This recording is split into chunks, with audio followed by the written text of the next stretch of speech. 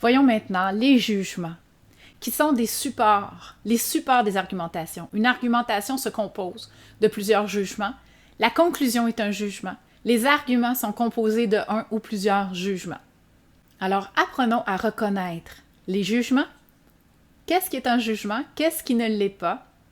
Et ne surtout pas penser qu'un jugement, c'est une phrase qui commence de la majuscule jusqu'au point. Nous savons que nous sommes en présence d'un jugement lorsque nous pouvons identifier une unité d'information. Alors, quand on parle, on met plusieurs unités d'information dans nos phrases. Ça va mieux, c'est plus efficace, mais en même temps, dans une phrase, on peut dire plusieurs choses. Certains aspects peuvent être acceptables et certains bouts de la phrase peuvent être inacceptables. Alors, on ne peut pas juger d'une phrase au complet sans la découper en unités d'information. Donc, dans une phrase, de la majuscule jusqu'au point, on peut avoir de nombreux jugements. On peut avoir un jugement, c'est sûr, si je dis « le chat est sur le tapis ». J'ai donné une unité d'information. Mais il peut arriver, comme nous le verrons, qu'une phrase, de la majuscule au point, contienne 7 jugements différents qui pourraient être écrits en 7 phrases différentes. Un jugement est un énoncé écrit ou oral, par lequel on asserte quelque chose, c'est-à-dire par lequel on affirme ou on nie quelque chose. Les jugements sont les blocs qui servent à construire les argumentations. Je fais souvent l'analogie entre construire une argumentation avec des blocs qui sont les jugements et la logique, les liens d'inférence qui sont un peu comme le ciment entre les blocs ou entre les briques et les Legos. Donc, on peut faire des constructions de Lego très, très, très élaborées, des structures complètement capotées, mais il faut bien construire la structure parce qu'on aura beau avoir une belle tour, s'il y a des failles dans la structure, si les Legos, si les blocs sont pas bien agencés, eh bien, la structure peut casser, peut tomber, elle peut perdre l'équilibre. Donc, une structure de Lego, ça se planifie, ça se construit avec des blocs. Eh bien, c'est la même chose pour les argumentations. Une argumentation peut tenir en 3 phrases, même en une phrase, qui est composée de 2 jugements dans une phrase, dont une unité d'information est un jugement de conclusion, et l'autre unité d'information est la prémisse, qui est l'argument. Alors, tout comme les structures de Lego qui peuvent être super simples avec 3-4 Lego, ou il y en a qui construisent les vaisseaux de Star Wars, là, puis c'est gigantesque, ou toute autre construction de votre cru, eh bien, c'est infini. Chaque jugement est un bloc et on agence les blocs. Il faut essayer de le faire bien, mais il n'y a pas de limite aux argumentations, à la quantité de jugements qu'on peut agencer ensemble. Attention, tout énoncé n'est pas un jugement. Alors, il est possible que nous formulions des énoncés, qu'on dise des phrases, et que pourtant, il ne s'agisse d'aucun jugement. Par exemple, si je vous dis cet énoncé, « Va-t'en », est-ce qu'on affirme quelque chose ou est-ce qu'on nie quelque chose? Non. Nous sommes dans un énoncé impératif, on donne un ordre. Si on pose une question, si nous y allons avec un énoncé interrogatif, alors dans une question, c'est un énoncé, c'est une phrase complète et pourtant, nous n'affirmons ou nous nions absolument rien. Donc, quelle heure est-il? Ou fait-il beau dehors? Sont des exemples d'énoncés qui ne sont pas des jugements. Nous avons une phrase complète qui pourtant n'affirme ou ne nie rien. Ces énoncés impératifs ou interrogatifs ne sont pas des jugements car rien n'y est affirmé ou nié. Cependant, est-ce parce que vous allez repérer une question ou un énoncé impératif que vous allez dire « Oh, il n'y a pas de jugement là-dedans, je passe à côté, je ne l'inclus pas dans mon schéma, dans mon argumentation, dans l'analyse que je fais de l'argumentation? » Non, car il y a des jugements implicites qui peuvent se cacher dans des énoncés interrogatifs ou impératifs. Voyons voir le cas de figure suivant. Je vais vous poser une simple question. Avez-vous, oui ou non, cessé de battre vos enfants? Eh bien, quelle que soit la réponse, que vous répondiez oui, j'ai cessé de battre mes enfants, ou je réponds non, je n'ai pas cessé de battre mes enfants, il y a une unité d'information qui est là, qui est « je bats mes enfants » ou « je battais mes enfants ». Alors ici, dans une question se cache un énoncé, un jugement, une unité d'information qui est logée là, qui est une affirmation cachée. Par exemple, au tribunal, les avocats, etc., vont jouer beaucoup avec ça. Donc, ils posent des questions aux témoins et c'est des questions pièges parce que dans le fond, on se trouve obligé de reconnaître quelque chose. Alors, pour s'en sortir, il faut dire wow, vous me posez une question, là, vous me posez une question qui me fait dire de la réponse, vous insinuez quelque chose dans votre question. Parce que de la façon dont vous la posez, vous affirmez que je bats mes enfants. Or, c'est faux. Arrête de me battre est un énoncé impératif. Donc, c'est un ordre. Mais dans cet ordre, il y a une unité d'information. C'est que je me fais battre ou que la personne me bat. Donc, il y a des unités d'information cachées, possiblement, dans les énoncés interrogatifs ou impératifs. Alors, il ne faut pas y aller comme au détecteur. Ah, j'ai une phrase de la majuscule au point, puis je coupe mes jugements, là. Non, il peut y avoir plusieurs jugements dans une même phrase. Et il ne faut pas aller à la reconnaissance. Ah, j'ai un point d'exclamation ou un point d'interrogation. Et donc, ça, c'est des énoncés interrogatifs et impératifs et il n'y a pas de jugement là-dedans.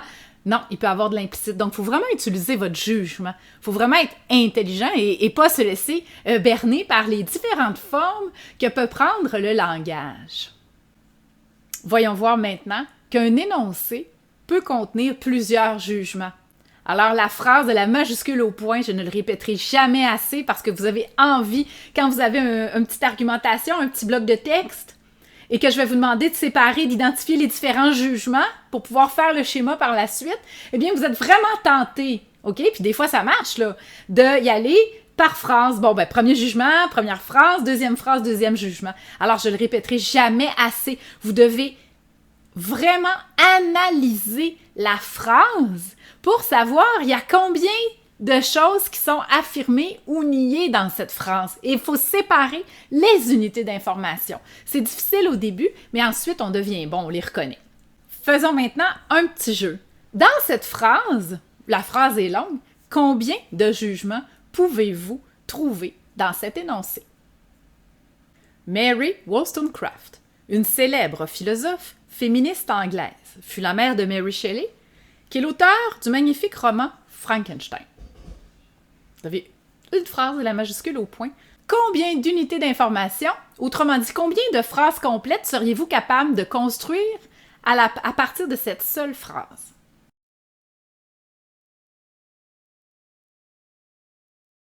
Si vous arrivez à 7 jugements, vous avez la bonne réponse. Énumérons-les.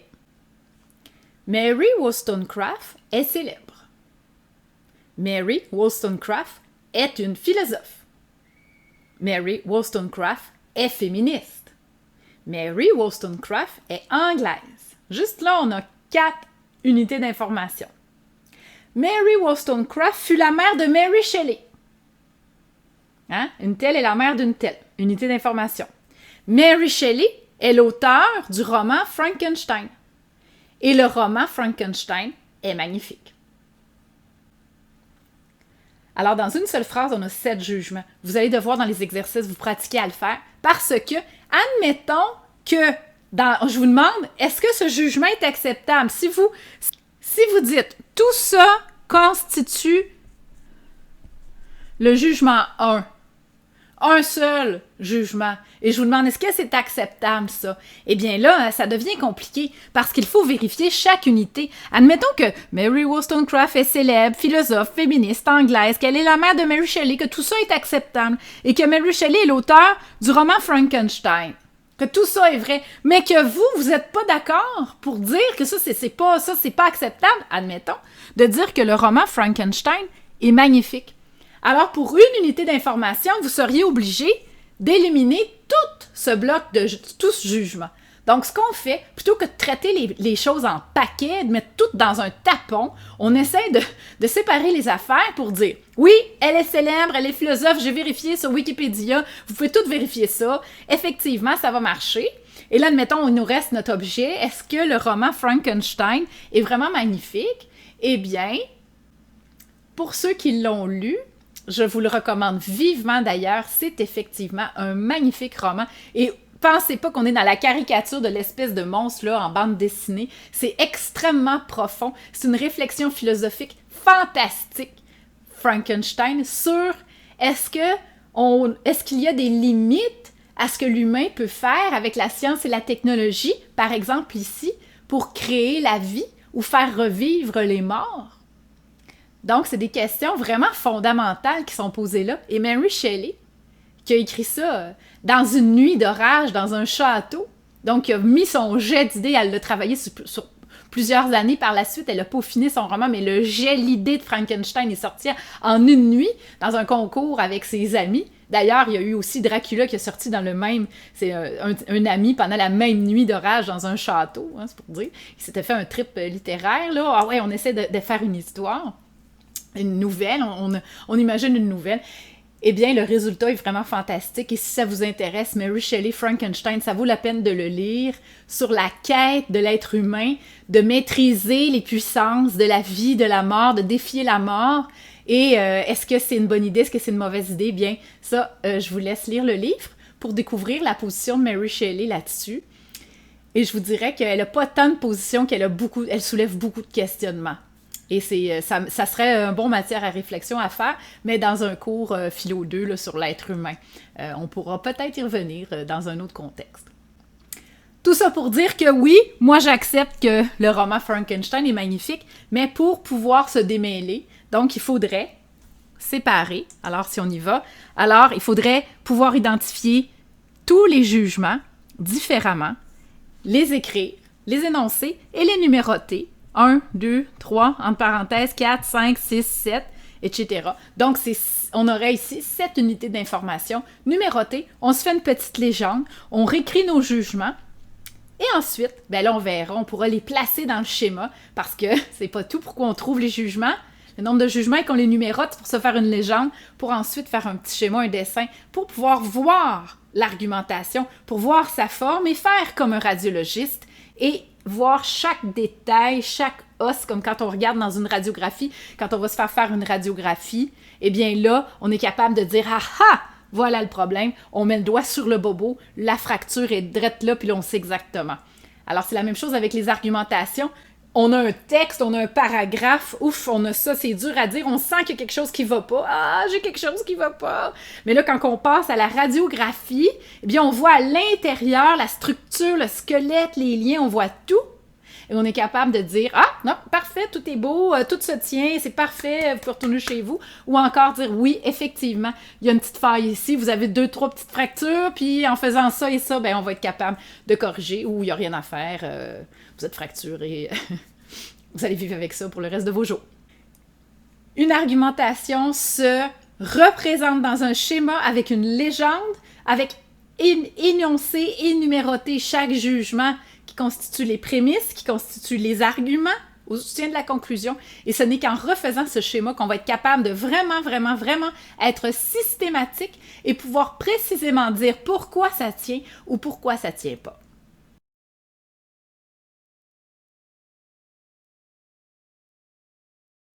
Les jugements peuvent être seuls ou combinés ensemble pour former les arguments qui vont soutenir la conclusion. Il y a 3 formes de base pour un argument. Les jugements peuvent ainsi être indépendants, liés ou en enfilade. Forme de base numéro 1, nous sommes en présence d'un jugement indépendant. Alors ici, nous avons un jugement qui constitue à lui seul une raison de soutenir la conclusion. Oui, la conclusion est toujours un jugement. Cependant, nous déterminons, nous trouvons, nous identifions quelle est la conclusion, mais on ne s'occupera en fait jamais de la conclusion en elle-même. Quand on veut analyser une argumentation, on va toujours regarder ce qui soutient la conclusion. Alors là, la conclusion, êtes-vous d'accord ou pas d'accord avec? On s'en fout pour ce qui est de l'analyse, de l'argumentation. On va vraiment analyser ce qui est au-dessus. On appelle jugement indépendant un jugement qui constitue à lui seul un élément de preuve dans l'esprit de l'auteur de l'argumentation. Plusieurs jugements indépendants soutenant la même conclusion constituent un raisonnement convergent. Vous vous souvenez, les raisonnements convergents, c'est quand nous donnons plusieurs raisons différentes, plusieurs arguments différents de soutenir une argumentation. dans le film 12 hommes en colère, il y avait plusieurs raisons différentes que les jurés énonçaient pour dire que l'accusé était coupable.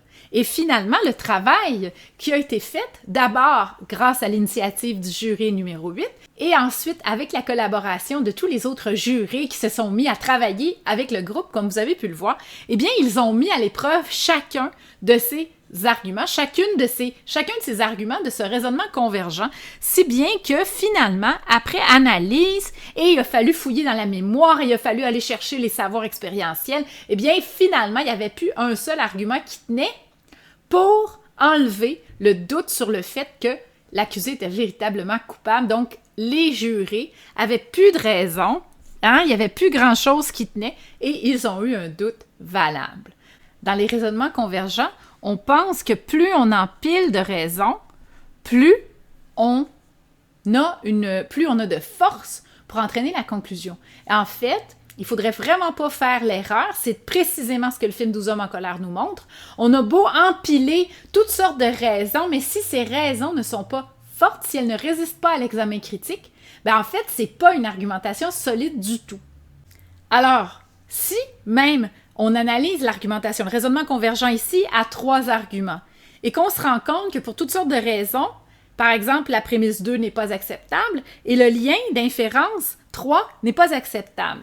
Ce que ça fait, on a analysé, qu'est-ce que ça fait? Ça fait comme finalement disparaître. C'est comme s'il n'y avait plus rien. Donc, quand on a énoncé des arguments, mais qu'ils ne tiennent pas, et on verra plus tard l'acceptabilité et la suffisance, ben c'est comme si tout simplement, il n'y avait rien qui tenait à la conclusion. On les effacera pas, là, parce qu'on met nos X puis on veut se comprendre, mais c'est comme s'ils étaient effacés.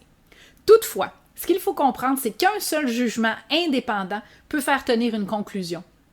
Si, par exemple, dans le film 12 hommes en colère, à la toute fin, il n'y avait pas eu l'histoire des traces sur le nez de la madame, de la témoin oculaire, et qu'elle avait eu ses lunettes, ou en fait qu'elle ne portait pas de lunettes et qu'elle avait vu, eh bien, il serait resté un seul argument, les lunettes, et c'est l'argument que le banquier, le monsieur avec les petites lunettes rondes, sur lequel lui s'accrochait. Et donc, il restait tout au long de la discussion en disant qu'il était coupable, non pas parce qu'il avait des préjugés, non pas parce qu'il voulait qu'il le fasse payer pour se venger personnellement comme l'autre de son fils.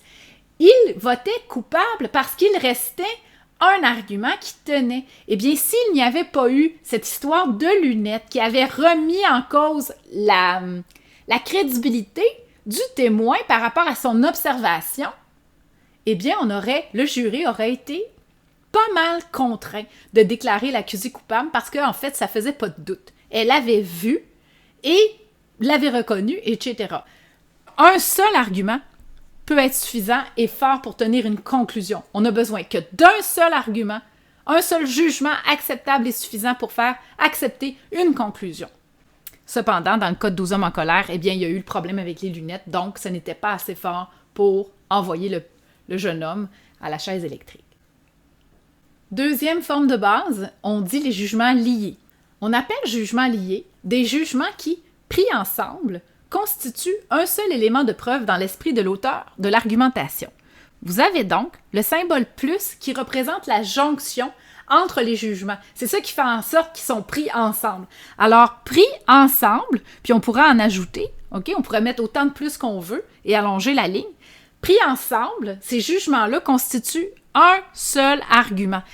Séparés, ils ne sont pas complets pour être un argument. Contrairement au jugement indépendant, le jugement indépendant, lui, à lui seul, est une raison qui soutient la conclusion. Ici, dans les jugements liés, on a besoin de les mettre ensemble pour donner notre argument. On a donc besoin, c'est un argument qui est composé de 2 unités d'information. Alors, dans ce cas de figure, si, dans les jugements liés, si un seul des jugements liés est inacceptable, c'est tout l'argument qui tombe. Ainsi donc, si par exemple le jugement numéro 2 tombe, alors ce qui est représenté quand ça tombe, ben en fait, la conclusion n'est plus soutenue par rien. Troisième forme de base, nous appelons ça des jugements en enfilade. On appelle jugement en enfilade un jugement qui soutient un autre jugement qui, lui, soutient la conclusion. Donc, nous avons toujours notre conclusion qui est soutenue par un jugement. Et l'autre jugement, il n'est pas une autre raison qui soutient la conclusion. OK? C'est pas ça. Au contraire, le jugement d'en haut, lui, il soutient le jugement numéro 1. C'est ainsi que le jugement numéro 1, qui est un argument indépendant qui soutient la conclusion, est lui-même une conclusion intermédiaire. Vous avez donc le jugement numéro 2, qui est un argument indépendant qui soutient le jugement numéro 1, qui est un argument indépendant qui soutient la conclusion. Vous allez savoir que vous avez changé d'étage. Donc, vous mettez que le jugement est à l'étage supérieur parce qu'il est la réponse à la question « Pourquoi tu dis cela ?» à propos du jugement du bas. Illustrons quelque peu ceci. Alors, le jugement numéro 2 est la réponse. Donc, si on pose la question « Pourquoi tu dis cela, le jugement numéro 1? » Alors, pourquoi tu dis ça, l'énoncé 1? Eh bien, pour vérifier si vous avez bien positionné vos jugements, le jugement numéro 2 est la réponse à la question. Pourquoi tu dis cela, jugement numéro 1? Eh bien, parce que, et là, l'énoncé du jugement numéro 2 devrait être la réponse, parce que, ceci, à la question, pourquoi tu dis cela, le jugement numéro 1. Ceci vous apparaît probablement flou et complexe parce que c'est moi qui parle et c'est moi qui écris et c'est pas vous qui êtes au travail. Quand vous allez vous mettre au travail, dans les exercices et les entraînements, vous allez voir, ça va se placer. Faites-moi confiance. Enfin, vous avez remarqué, il s'agit de jugements indépendants qui sont situés à des niveaux différents de l'argumentation. Dans le cadre de vos rédactions, que ce soit en philosophie, en français ou même dans un travail, vous pourriez on va vous demander de donner des arguments principaux et de donner des arguments secondaires, et puis en fait, il n'y a pas de limite, il pourrait y avoir des arguments tertiaires, quaternaires, etc. Eh bien, les jugements en enfilade sont l'enchaînement d'un argument, d'une conclusion soutenue par un argument principal, qui lui-même est soutenu par un argument secondaire. Ça fait partie des formes que vous allez devoir faire dans la dissertation finale. Pour en revenir au cas de figure, qu'arrive-t-il à l'argumentation? Est-ce qu'elle tombe, est-ce qu'elle tient si un jugement n'est pas bon?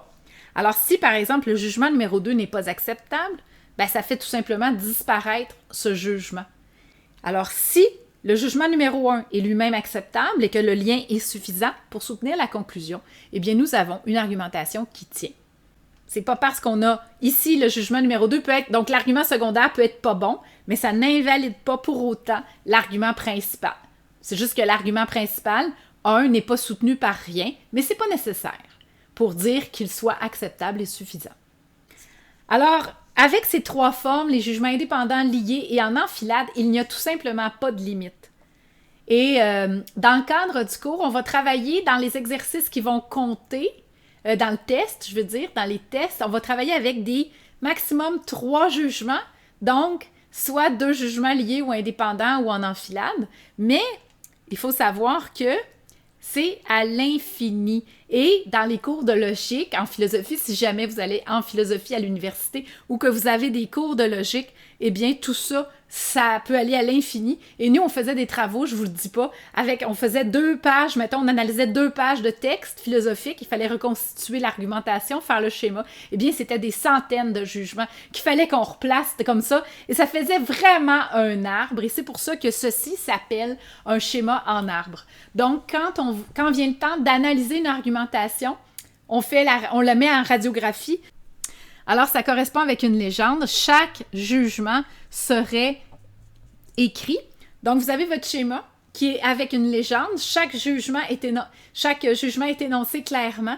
Et là, vous êtes capable, c'est là que vous avez la radiographie. Alors, par exemple, vous pourriez dire ça tient pas. Alors, finalement, tout ça tombe.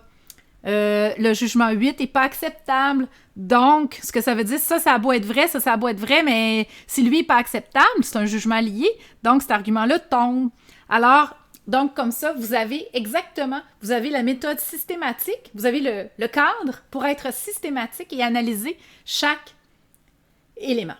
Voyons voir ça de manière justement un peu plus systématique. Alors, on se rappelle, chaque numéro d'un schéma correspond à un jugement qui compose un argument, soit en lui-même s'il est indépendant ou avec d'autres, s'il est lié. Alors, vous voyez apparaître tous les jugements. Chaque jugement est une unité d'information. Chaque flèche correspond au lien d'inférence entre l'argument et sa conclusion.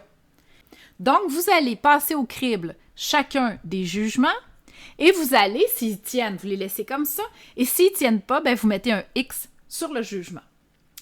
Ensuite, vous allez vérifier chaque flèche. La flèche, c'est le lien d'inférence. C'est le lien logique. Alors là, la flèche, elle ne correspond pas à un énoncé. Elle correspond au lien entre le jugement d'argument, entre l'argument et sa conclusion. Et ça, c'est la logique. Et ça, c'est la tâche probablement la plus abstraite que vous allez faire. Les cerveaux vont chauffer, c'est pas grave, c'est comme ça qu'on se développe. Vous montez aucune montagne sans chauffer, c'est la même chose avec l'analyse de l'argumentation. Enfin, l'argumentation, qu'est-ce qu'on appelle l'argumentation? Ça correspond à l'ensemble du schéma qui comprend tous les jugements qui composent les arguments ainsi que la conclusion. Avec ceci, vous êtes mûrs pour un bon entraînement et que ça chauffe.